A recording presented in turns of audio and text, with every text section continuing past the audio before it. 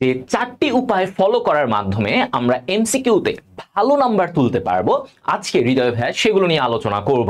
কিভাবে OMR fill up করবে এবং কি পদ্ধতি অবলম্বন করলে তুমি সঠিক সময়ে সবগুলো এমসিকিউ অ্যান্সার করে তুমি একটি ভালো নাম্বার তুলতে পারবে, সেগুলো নিয়েও আলোচনা হবে।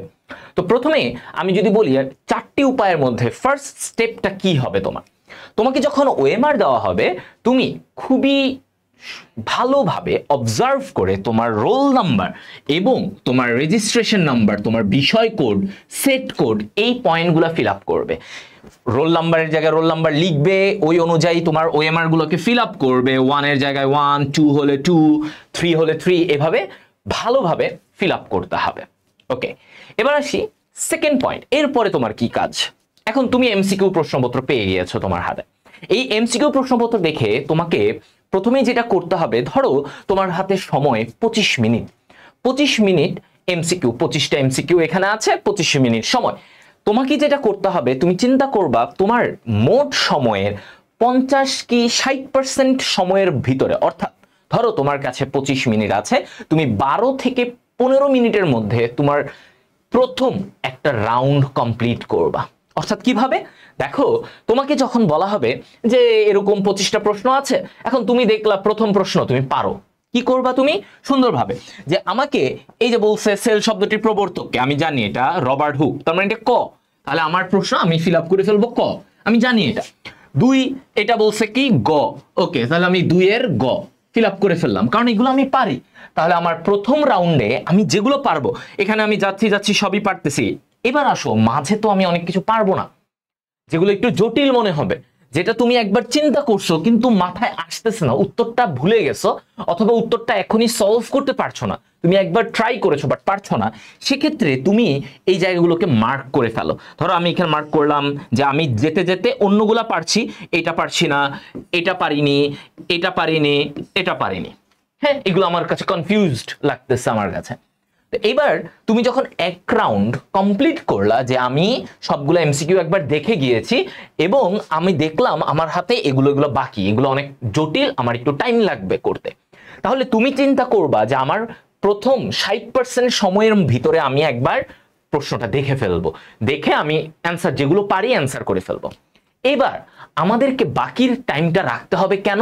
কারণ আমরা যেগুলো পারি না, যেগুলো অনেক জটিল হচ্ছিল, যেগুলো আমার সলভ করতে টাইম লাগছিল, সেগুলো এবার আমি বাকি সময়ে ঠান্ডা মাথায় চিন্তা করব। কারণ অনেক সময় তোমরা স্টুডেন্টরা একটা প্রবলেম সলভ করতে করতে ওইখানে 5 মিনিট সময় চলে যায়, এরপর তুমি দেখছো যেটা হচ্ছে না, তখন তুমি ঘাবড়ে যাও।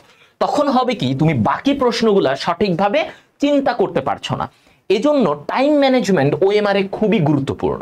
তো তোমরা যদি প্রথমেই একটা রাউন্ড কমপ্লিট করে এরপরে তুমি সেকেন্ড রাউন্ডের জন্য একটা টাইম রাখো, যেই টাইমে তুমি ঠান্ডা মাথায় যেই প্রবলেমগুলো তুমি পারছিলে না বা যেগুলো একটু জটিল, সেগুলো তুমি এখন সলভ করতে পারবা। সো নাম্বার 3, এবার তোমাকে কি করতে হবে, যে তুমি তো ফিল আপ করেছো অনেকগুলো, এখন ধরো তোমার এগুলো বাকি, এগুলো তুমি ফিল আপ করো নাই। এবার তুমি কি করবে, এখানে চিন্তা করলা, তুমি তোমার বুদ্ধি খাটাও, তুমি চিন্তা করো কি করতে পারো, কি হইতে পারে, কোনটা হতে পারে, এ না বি, কোনটা হতে পারে, এভাবে চিন্তা করতে করতে তুমি একটা সলিউশনে আসতে পারো। তো তুমি যখন সলিউশনে আসবে, তারপরে তুমি ওগুলা ফিল আপ করবা, তারপরে তুমি এটা ফিল আপ করলা যে আমার মনে হচ্ছে এটা উত্তর হতে পারে, আমি অনেক চিন্তা করে অ্যান্সার করেছি।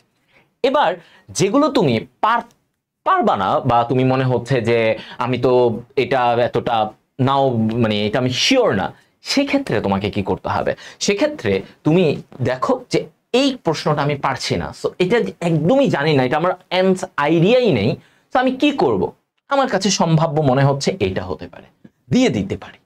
ওকে, তো যেহেতু আমাদের নেগেটিভ মার্কিং নাই, সো আমরা এই জায়গাটায় ইউজ করতে পারি যে আমার মনে হচ্ছে এটা আমি দিতে পারি। ওকে, দিয়ে দিচ্ছ, তোমার চিন্তা অনুমান করে তুমি দিয়ে দিয়েছ। এবার আসি ফাইনাল স্টেপ, যে ফাইনাল স্টেপে তুমি দেখবা যে আমার কাছে লাস্টে এসে একদম পরীক্ষার তুমি দেখতেছো এখানে একবার রিভিশন দিবা। কিরকম রিভিশন? তুমি তো বৃত্ত ভরাট করে ফেলছো, এখানে তো কাটাকাটি করতে পারবা না, নো কাটাকাটি যে এইটা কেটে অন্যটা দিব, নো। তোমাকে যেটা করতে হবে যে কোনো প্রশ্নের উত্তরের এইটা ফাঁকা আছে কিনা, তুমি দেখলা তুমি সব ভরাট করে ফেলেছো, বাট এই যে একটা জায়গায় তুমি এটা ভরাট করতে ভুলে গেছো, তোমার খেয়াল ছিল না। সো ফাইনাল লাস্ট 1-2 মিনিটে তুমি এটাই চেক করবা যে তোমার কোনো এমন আছে কিনা যে তুমি ভরাট করো নাই, তুমি উত্তর জানো কিন্তু ভরাট করো নাই, এমন আছে কিনা। সো ফাইনালি একটা তুমি চেক দিয়ে দিচ্ছ, চেক দেওয়ার পরে তোমার ওএমআর কমপ্লিট। সো মাথায় রাখতে হবে, দেখো MCQ can be the game changer of your exam.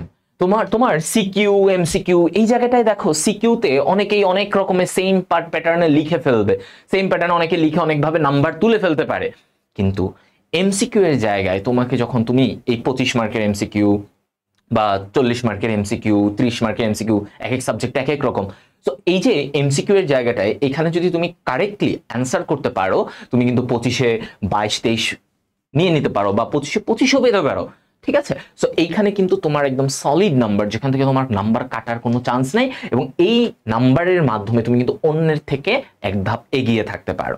So এই জিনিসটা তোমাদের ওএমআর ফিল আপ এবং এমসিকিউ এর প্যাটার্নের ক্ষেত্রে তোমাদেরকে হেল্প করবে, যে কিভাবে আমরা ওএমআরটা ফিল আপ করবো, কিভাবে টাইমটা সেভ করে আমার মাথায় রাখতে হবে, আমাকে সবগুলা এমসিকিউ অ্যান্সার করতে হবে। সো এইটাই হচ্ছে ওএমআর ফিল আপ এবং এমসিকিউ এর জন্য তোমাদের 4টি টিপস। আর এভাবেই ইনশাল্লাহ তোমরা যে কোনো পরীক্ষার এমসিকিউ প্রিপারেশন, এমসিকিউ এবং ওএমআর ফিল আপটা করবা এবং খুবই কনফিডেন্সের সাথে এক্সামগুলো অ্যাটেন্ড করবা। আর তোমরা যারা ভার্সিটির জন্য চিন্তা করছো, তাদের জন্য আমাদের ভার্সিটি প্রোমোকোড ভার্সিটি 1250, এই প্রোমোকোডটা অ্যাপ্লাই করে তোমরা 1250 টাকা ডিসকাউন্ট পেতে পারো এইচএসসি শেষ হওয়ার আগ পর্যন্ত। সো দ্যাটস ইট, দেখা হবে হৃদয় ভাইয়ের সাথে আবারও। আল্লাহ হাফেজ।